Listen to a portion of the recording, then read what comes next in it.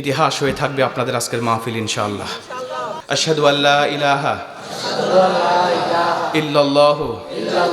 উনি নরসিংদী থাকতেন, নরসিংদী বাসা।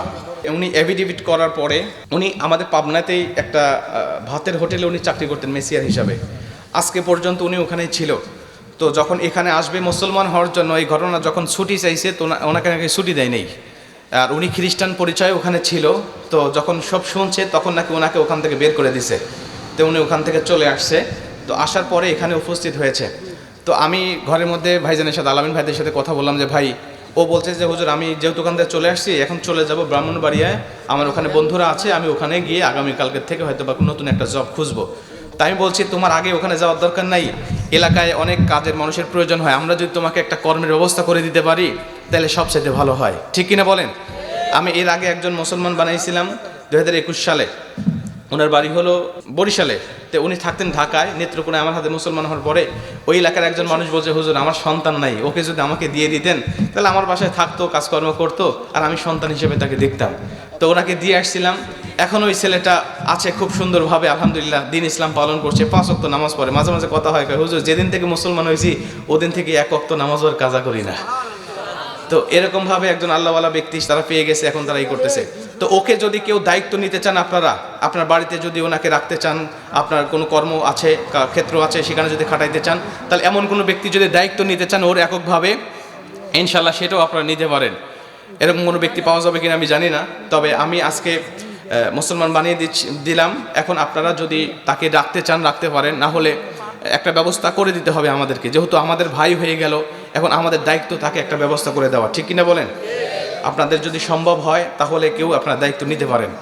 ও আসছে, দেখেন ওর গায়ে একটা শীতের কাপড় পর্যন্ত নাই। আমি দেখলাম একটা চাদর মোড়ে দিয়ে আসছে, একদম মানে খুব কোচায় আছে, একদম আটোসাটো হয়ে আছে, শীতের কাপড় পর্যন্ত তার কাছে নাই। তো আমি ওর জন্য আমি ব্যক্তিগতভাবে কিছু দিব ওকে। আপনারা যদি কিছু সহযোগিতা করতে চান তাকে, হ্যাঁ আচ্ছা, যদি সহযোগিতা করতে চান তাহলে আপনারা সেটাও করতে পারেন। ও কিন্তু এটা চাই নাই। আমি ওকে বলছি যে ভাই তোমাকে আর্থিক সহযোগিতা লাগলে বলো। কয় হুজুর আমার কিচ্ছু লাগবে না, আমার কিচ্ছু লাগবে না। তো ও কিচ্ছু চাই নাই, কর্মের ব্যবস্থাও চাই নাই। তো আমরা চাচ্ছি যে ওকে একটা ব্যবস্থা করে দেওয়ার জন্য।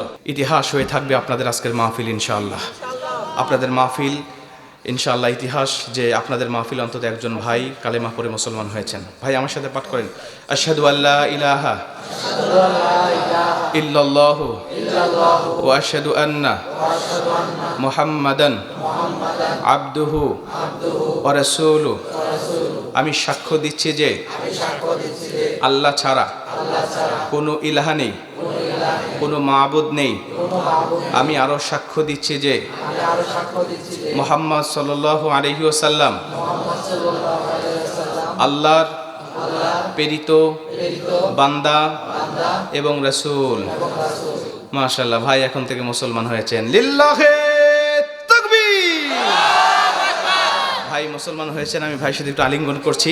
আপনার ভাইয়ের সাথে পারলে পরবর্তীতে মুসাফা করবেন ইনশাআল্লাহ।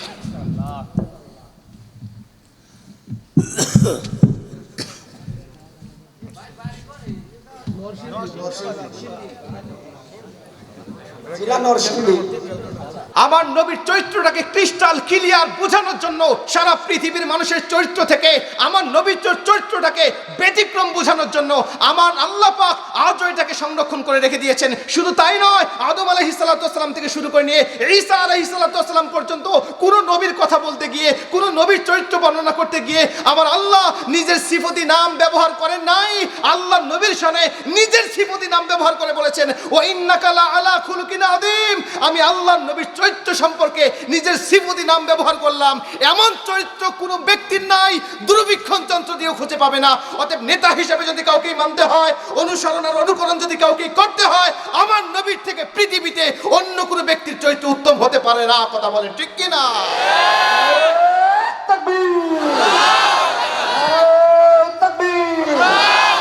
আমার নেতা তোমার নেতা, আমার নেতা তোমার নেতা, নারায়ে তাকবীর।